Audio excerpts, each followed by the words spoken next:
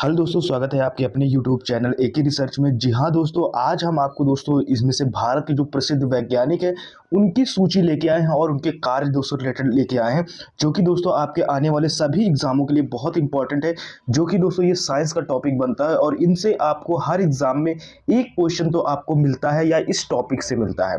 तो चलिए शुरू करते हैं। और अपने भारत के सारे साइंटिस्ट हैं तो उनसे रिलेटेड सारे क्वेश्चन आंसर है, तो एक एक करके हम पढ़ेंगे। टोटल 15 को हमने यानी कि शॉर्ट आउट किया है, जिसकी आपको लिए बहुत इंपॉर्टेंट है।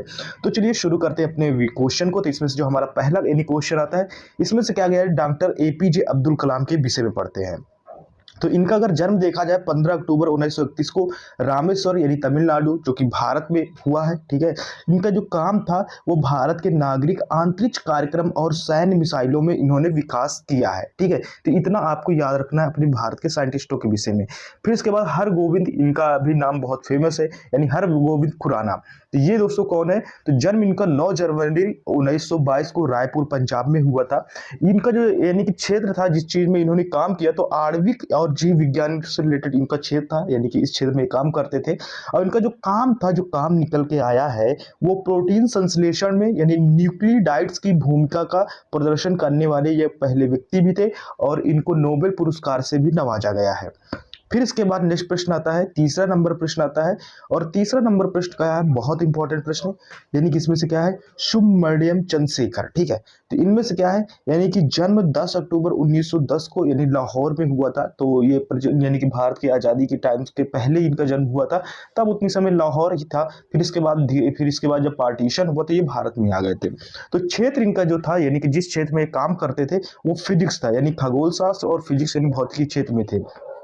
जो इनका काम था, इन्होंने क्या कार्य किया था, तो कार्य इनका ये था कि सुब्रमण्यम चंद्रशेखर को तारों पर की गई अपनी खोज के लिए जाना जाता है। ठीक है, तो चंद्रशेखर होल के विषय में भी आपने कभी नाम सुना होगा, तो ये इन्हीं के लिए यानी सुब्रमण्यम चंद्रशेखर। तो चंद्रशेखर के विषय में आप जान गए। इनमें से आपने जब फिजिक्स पढ़े होंगे तो उसमें से यानी कि चंद्रशेखर ब्लैक होल या चंद्रशेखर होल के भी नाम से जाना जाता है।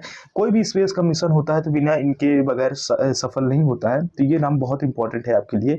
फिर इसके बाद आता है चंद्रशेखर वेंकटन रमन। ठीक है, वेंकटन रमन जी का ये इसमें उनका जन्म 7 नवंबर 1918 को यानी तिरुचुपल्ली तमिलनाडु में हुआ था। इनका जो क्षेत्र था, तो जो इन्होंने इनका जो क्षेत्र था ये भौतिकी से यानी फिजिक्स था। कार्य जो इनका था वो रमन इफेक्ट था, यानी प्रकाश के पकड़न पर उत्कृष्ट कार्य। ये बहुत इंपॉर्टेंट है, इनको भी नोबेल पुरस्कार मिला था।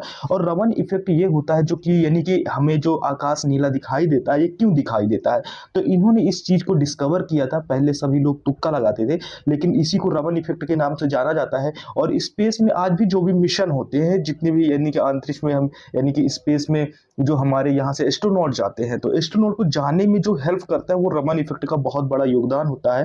तो ये कहीं ना कहीं इनके लिए बहुत इंपॉर्टेंट हो जाता है। फिर आते हैं हम, यानी कि हम अपने 5 नंबर प्रश्न पर आते हैं। और 5 नंबर प्रश्न आता है, फिर एक क्या आता है कि वेंकटन रमन रामकृष्णन, बहुत यानी कि रिलेटेड क्वेश्चन आते हैं इससे। क्या है कि जन्म इनका चिदम्बरम तमिलनाडु भारत में हुआ था। अगर इनका क्षेत्र की बात की जाए, फील्ड कौन सा था, तो जैव रसायन क्षेत्र था, जैव भौतिक था, कंप्यूटेशनल जीव विज्ञान था। अगर काम की बात की जाए तो इन्होंने काम बहुत अच्छा किया था, यानी एक्सरे यानी क्रिस्टलोग्राफी में कोशिका के अंदर प्रोटीन का निर्माण करने वाले राइबोसोम की कार्यप्रणाली व संरचना के उत्कृष्ट के अध्ययन में। ठीक है, तो सेल के अंदर के इन्होंने जो प्रोटीन संश्लेषण के निर्माण करने वाले राइबोसोम में इन्होंने उसके संरचना पर अध्ययन किया था। तो ये इनके लिए भी यहाँ पर बहुत इंपॉर्टेंट प्रश्न बनता है। फिर इसके बाद 6 नंबर प्रश्न आता है। और 6 नंबर प्रश्न ये बहुत इंपॉर्टेंट है, आपने इनका हमेशा नाम सुना है, होमी जहांगीर भाभा, यानी जिसमें से परमाणु वैज्ञानिक के नाम से जाना जाता है, जिन्होंने पहली बार भारत में परमाणु यानी कि क्या कहते हैं भट्टी बनाने की कोशिश करते हैं और कहते हैं कि मैं परमाणु न्यूक्लियर भट्टी बनाऊंगा जिससे बिजली उत्पादन होगा। और कहीं ना कहीं यहीं से हमें यानी कि परमाणु न्यूक्लियर एनर्जी या न्यूक्लियर बम के विषय में भी यहीं से हमें यानी काफ़ी पावर मिलती है, जो कि इन्हीं के योगदान से होता है। तो इनका जो जन्म था वो 30 अक्टूबर सन 1909 को मुंबई यानी कि भारत में हुआ था। अगर इनका क्षेत्र था तो वो परमाणु वैज्ञानिक क्षेत्र था। इनसे रिलेटेड अभी एक वेब सीरीज आई थी, काफ़ी अच्छी वेब सीरीज थी, आपने अगर नहीं देखा तो देखिएगा, मुझे नाम नहीं याद है इतनी समय। तो इनका जो काम था तो इन्हें भारत के परमाणु ऊर्जा कार्यक्रम का जनक भी कहा जाता है। तो देखो यहाँ पर परमाणु ऊर्जा का कार्यक्रम का जनक कहा जाता है, जो कि मैंने अभी थोड़ी देर पहले आपको बताया। फिर इसके बाद 7वें नंबर प्रश्न आता है, और 7वें नंबर प्रश्न आपके लिए बहुत इंपॉर्टेंट है। क्या है वैसे तो क्वेश्चन इसमें सारे, विक्रम अम्ला साराभाई। तो विक्रम अम्ला साराभाई, और इसमें से जो अभी आपको मैंने पढ़ाया यानी कि होमी जहांगीर भाभा, तो ये दोनों दोस्तों यानी कि उस टाइम दोस्त थे।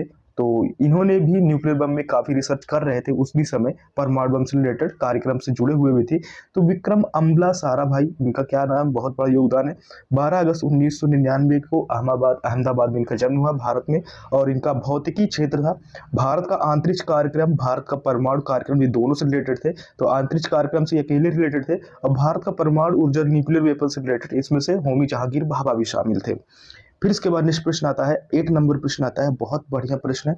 इसमें से क्या है, बीरबल साहनी। ठीक है, तो बीरबल साहनी क्या है, जन्म 14 नवंबर 1991 में यानी शाहपुर में हुआ था, जो कि पंजाब पाकिस्तान के इतनी समय एरिया में पड़ता है। और क्षेत्र जो है वो पूर्ण वनस्पति विज्ञान यानी बिना क्या कहते हैं वनस्पति विज्ञान से रिलेटेड था इनका पूरा काम, जो क्षेत्र था, जो फील्ड था। कार्य जो इन्होंने किया दोस्तों, ये भारतीय उपमहाद्वीप के जीव अवशेषों का अध्ययन किया, और इस क्षेत्र में बहुत ही सफलता इन्होंने पाई थी। फिर इसके बाद नेक्स्ट प्रश्न आता है, 9th नंबर प्रश्न आता है। 9 नंबर प्रश्न क्या है इसमें से, यानी 9 नंबर प्रश्न, चिंतामणि नागेश रामचंद्र यानी राव, या जिसे CN राव के भी से नाम से जाना जाता है, बहुत इंपॉर्टेंट है। 30 जून 1934 को बेंगलोर कर्नाटक में इनका जन्म हुआ था।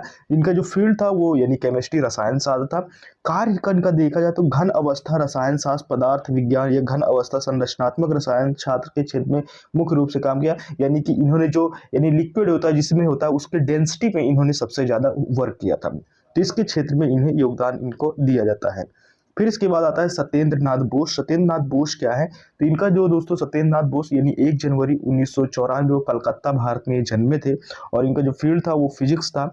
और भौतिक शास्त्र में 2 प्रकार के अणु माने जाते हैं, कौन सा, एक बोसान माना जाता है, एक फार्मियन माना जाता है। इनमें से बोसान सत्येंद्र नाथ बोस के नाम से जाना जाता है। तो ये अभी हाल ही फिलहाल में 2023 में एक न्यूज में पब्लिश हुआ था उतनी समय, यानी कि गॉड पार्टिकल के विषय में बहुत जाना जाता था।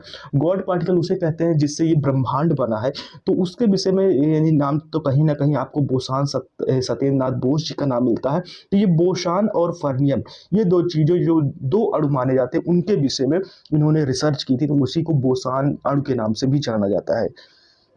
फिर इसके बाद जगदीश चंद्र बसु, ये बहुत इंपॉर्टेंट है आपके लिए।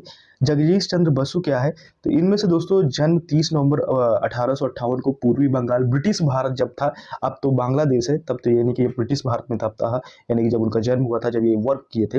इनका जो फील्ड था दोस्तों, तो ये भौतिकी, जीव विज्ञान और वनस्पति विज्ञान था।